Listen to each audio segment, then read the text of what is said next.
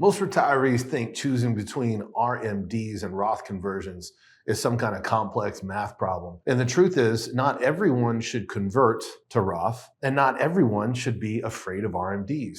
So today, hopefully this video allows you to decide which one are you. Between tax brackets, projections, spreadsheets, and software modeling, all of these things become hyper complex. And over the last 20 years, we've been known to bring out some of the best in the decision-making process as it pertains to whether you should convert or not using our quantum portfolio analytic technology. And some of you watching this video should absolutely be doing strategic Roth conversions.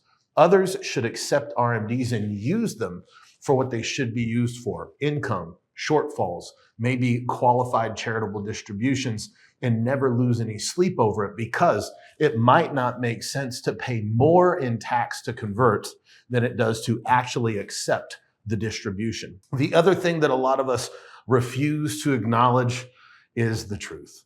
We're not all going to live well into our 90s, and that's okay.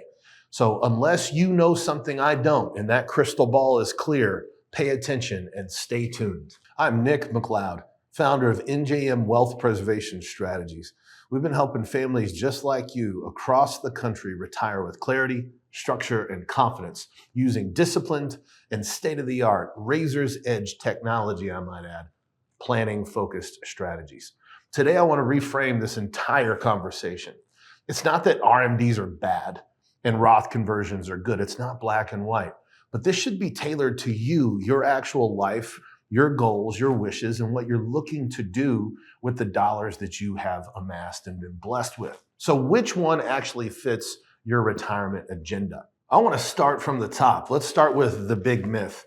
I know a lot of you have seen YouTubers or these webinar presenters. We've been doing this for years before 90% of them even threw their hat in the ring.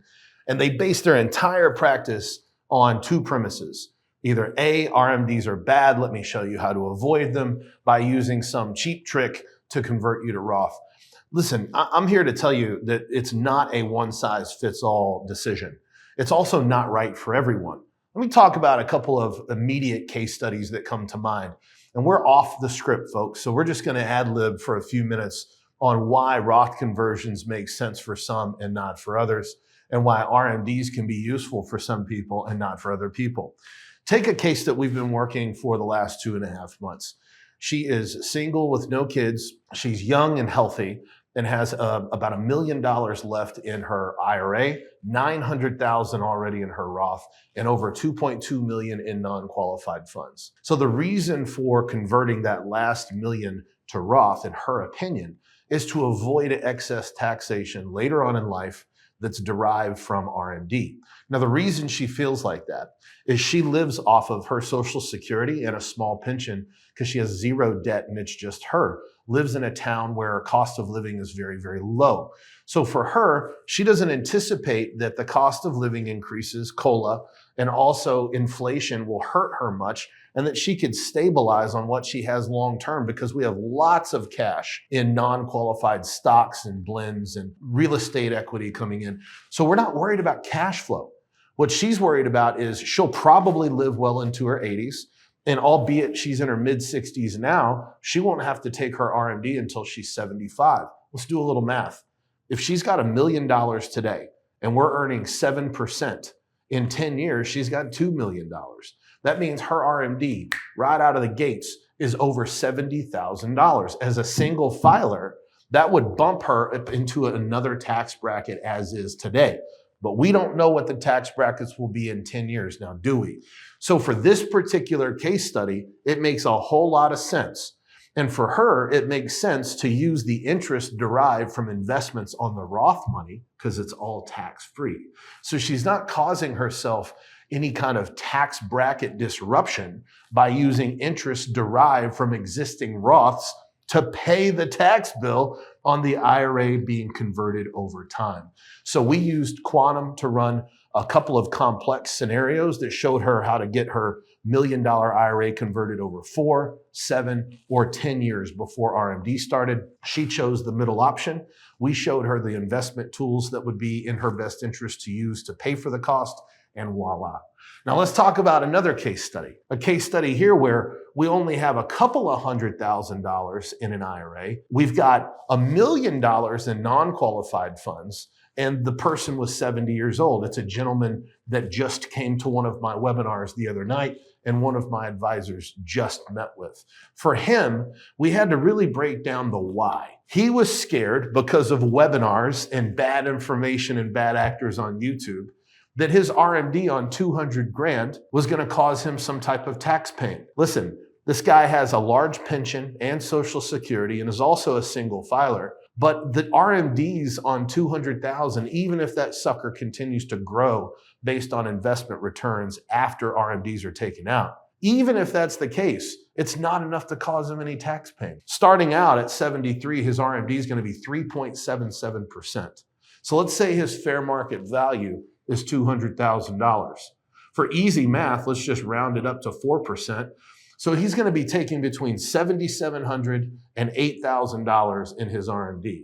His standard deduction is large enough to wipe out all of that. So you see, there's also taking a little bit of time to really dissect and reverse engineer the why could save a lot of you a lot of time and a lot of salesmanship, because we're being sold things, folks, that are not in your best interest. There's lots of insurance tools, banking tools, and quite frankly, 100% equity portfolios. So it's not just one-sided. There's bad actors out there selling you instruments that you shouldn't be buying to accomplish a goal that maybe you were led to believe you needed to accomplish. So for case study B, a better scenario, we asked, are you charitable? He said, I tithe to my church. Interesting. How much do you tithe to your church each year? He said, on average, $5,000 to $10,000.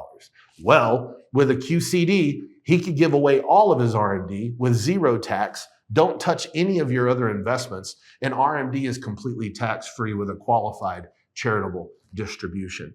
So there's always, or most likely always, another road to take, or route or answer to the problem. It's not always take the hard way or pay the big tax bill. You'll thank me later. That's not always the case. Now let's talk about some practical implementation. So if we're going to chart a course forward, I think the best place to start is, where are we going? So a lot of great thinkers and the people that I've looked up to in this industry and beyond always say begin with the end in mind first.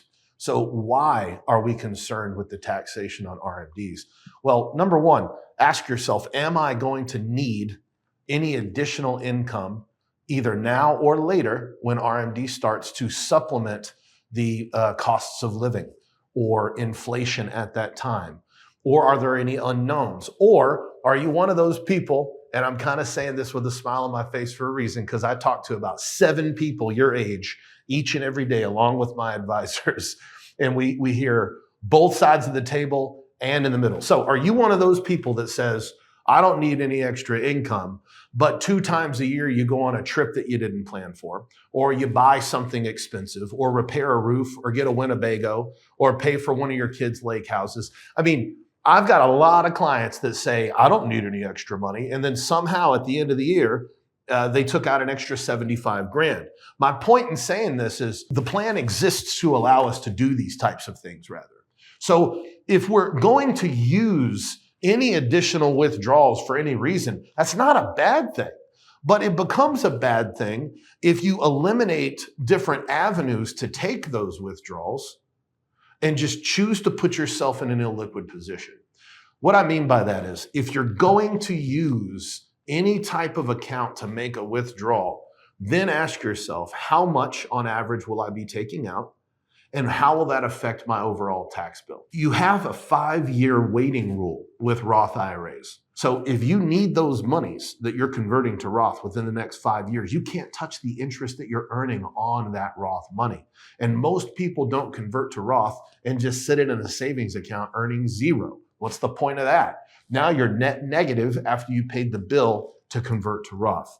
So you see, a lot of what people are missing in this RMD Roth conversion conundrum is they don't have a plan. For the last 5 years, we've led the nation at NJM in educational workshops, content, marketing, newsletters, and now YouTube content for the everyday investor that's looking for non-bias, non-big box Wall Street firm nonsense. We don't believe in using 20-year-old outdated methods that don't work anymore. And that all brought us to, how do we show people? Because we're talking to more people than any independent firm in the nation the last 5 years. So we're having a lot of conversations. And in having a lot of conversations, you see a lot of patterns. And the biggest pattern that we see is that none of these people, just like you, your peers, and I'm talking $1 million to $10 million portfolios with these huge organizations, and you all know their names because they all have Super Bowl commercials, they're on TV all the time. They don't have a plan. They don't have a written plan. The plan is, buy what I have to sell you. I'm going to charge you a premium. And when good times happen, I take all the credit. And when bad times happen, I encourage you to stay the course, cross your fingers, cut back your spending, and hopefully we make your money back. Guys, I'm here to tell you that that is nonsense. And if you're still buying that hook, line, and sinker, you're only benefiting them, not you. So what we specialize in at NJM and have led the country in 5 years is putting together individualized, custom, and now razor's edge technology implemented planning. We've got an AI assistant that we've built in-house called Q.